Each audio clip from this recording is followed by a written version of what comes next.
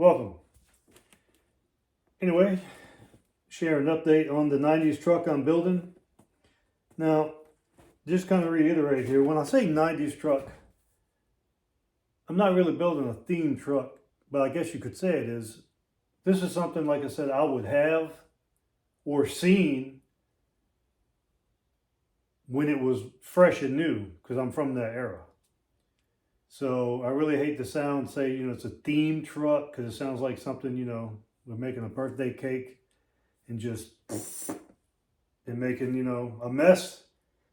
Just because it was made in the 90s and certain things doesn't mean it was all good. Sometimes the scene, same thing with music. You can look back on some things with nostalgia and be like, I remember that. That's funny. That was cool. And you might actually listen or like some things that really wasn't considered cool back then, but a lot of trendy things got saturated toward the end of, let me see.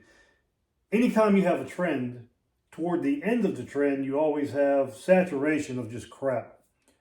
Now, someone from the, new generation could look back and say, well, that was cool. I like it.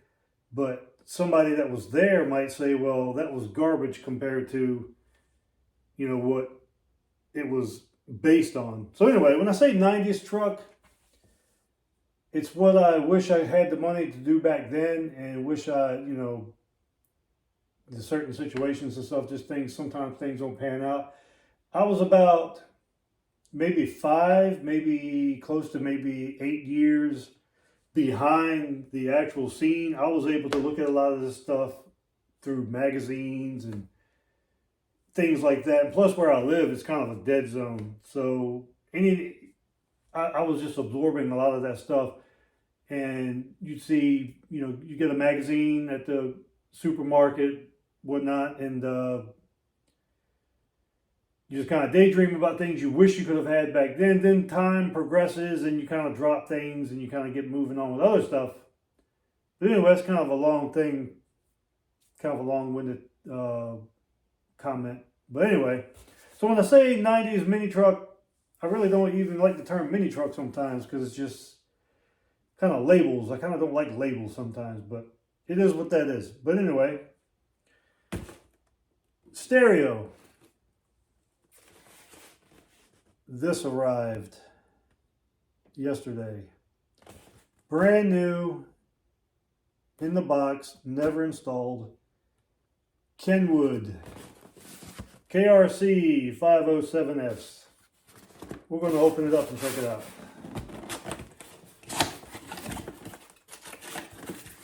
Seller's description was accurate. There's the box. There's the misspoke. There's the bag. Instructions. Car audio passport. I don't know if I'll need that or not, but warranty card. Not sure if that will still apply here. Thank you for purchasing the product. You're welcome. So there's everything in there you need. Now let's take this out of the box. Look at that. Now, I've taken it out the box yesterday, so this is kind of, but anyway, taking all the plastic off of it. As you can see, this has never been used. And look at this. Look at that. Slide your tape in there. I would hook it up, but I don't know if YouTube has like something against music or something like that. You get flagged or whatever, but I'm pretty sure it has to work. The pin back here, that's never been hooked up. That's never been used. So I'm not sure which one I want to go with. This right here is really cool. I've never had a flip down face for your tape. Of course, I'm putting a tape deck in the truck because I just like it.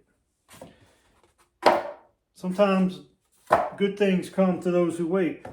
Does it take longer to figure out what song you want to listen to and play and all that stuff? Yeah, but it's worth it. The little bit of work is worth it.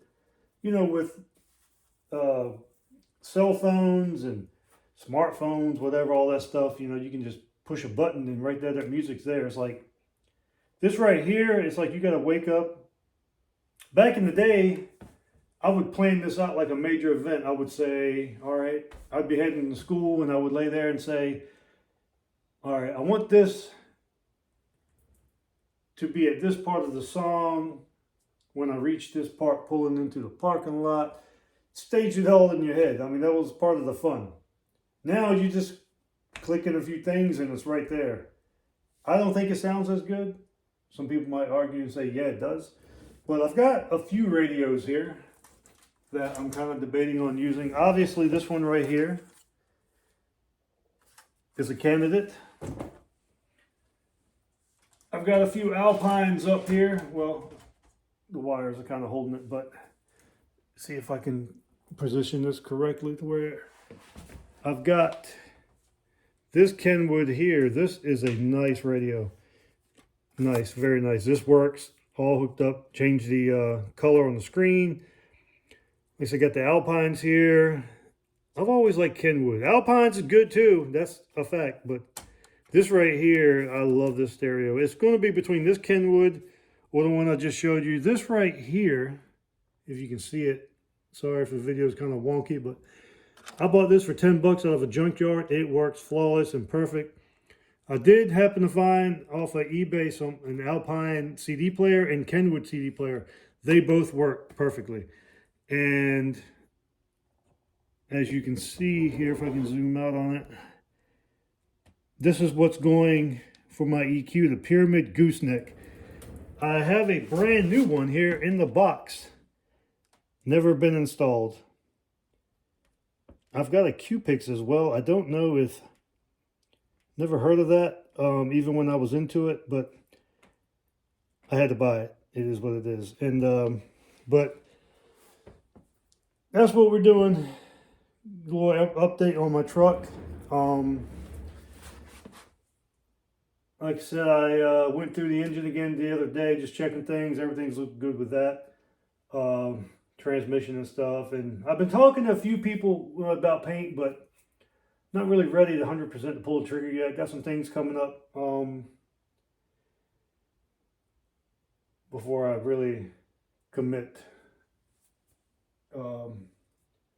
Obviously, we're heading into Christmas. Well, Christmas time, Thanksgiving time, all that stuff. Things kind of slow up. Sometimes shops really aren't taking a lot in. Or they're trying to finish up work they started in the summer and get it back out there. But anyway, I'm hoping the first of the year, maybe have something lined up by early mid-December. Get it on the trailer to a shop by late December, maybe early January. I really like to have it done by August because I've registered it for Carlisle All Truck Nationals in August. I'd really like to have that done. I dare say if you follow me, but I haven't done a lot to where anyone's going to be following anyway, but some people have seen the video where I've talked about my truck I'm building. I've got the plan laid out. I know what I want to do. I've just got to execute it as far as get the paint straight. I got a good idea on what I want to do. Just got to find that right shop that's willing to do. It's not really intricate, nothing like that or anything like that, but it's got to be what I want if I'm going to pay for it. You'd be surprised how many shops or whatnot will try and talk you out of what you want because honestly, they can't do it. They just can't pull it off, or they don't really see your vision. And they might say, well, why don't you just do this, which might be easier for them. But again, that's why you can't just jump on the first thing you see. Sometimes the truck sitting in my shop in pieces is better than sitting in a shop getting hacked up or not coming to the fruition, the goal that I want. So sometimes it's better just sitting where it is. At least it's a clean slate and not like, I talked to a shop last year and I was like, well, I want this specific color. And they were like, well, it's kind of hard to paint this sometimes, blah, blah, blah. And I was like, well, okay, that's fine. But why don't you go with this color? And I'm thinking, well, you're kind of, they're just trying to talk you out of what you want. because it's easier for them or whatever. I mean, that's why you got to talk and not just jump at the first thing you see. You get a vibe, get a feel of someone, and you can, make the best judgment. And even then, sometimes it doesn't work out, but I want to know, kind of build up a little rapport with someone first before I just say, all right, hey, I got this truck I want to build. Sometimes people don't really see the passion that you're in it and that you're putting into it, and they're just like, well, let me spray this, get this out the door.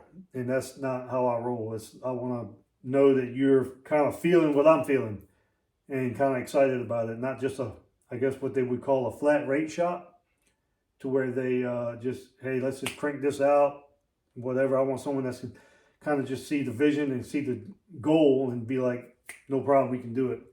And but anyway, I thought I'd share that. I've been these radios I showed you here, I've had most of these for a while. Like I said, I did locate these. I didn't have the CD players, but I was lucky. These are in such great shape, and yeah, very excited about that. November's here. So when I do these videos, I don't work off a script. I'm just sitting here running my mouth. So it's kind of, you kind of pick your brain, something you want to say, add to what you're doing. But anyway, oh yeah, I also found another Kenwood CD player, CD changer. Shouldn't say player, the whole thing's players, it's changer, but you know what I'm saying. The nitpickers on YouTube, they like to pick things out. You said this wrong, you didn't say that right, wrong term. Hey, I don't care. Anyway, so that's that. Oh yeah, also have this here. This still works, my old Punch. The Punch 225. Bought this back in 1997. Matter of fact, it was the first thing I bought when I got my first credit card. It's the first thing I bought. So excited to put this back in. I know this worked. All this stuff's been tested. I've been getting lucky. Swap meets, finding these stereos and whatnot, and changers and all that apparatus. But looking forward to 2025, and hopefully share some other things.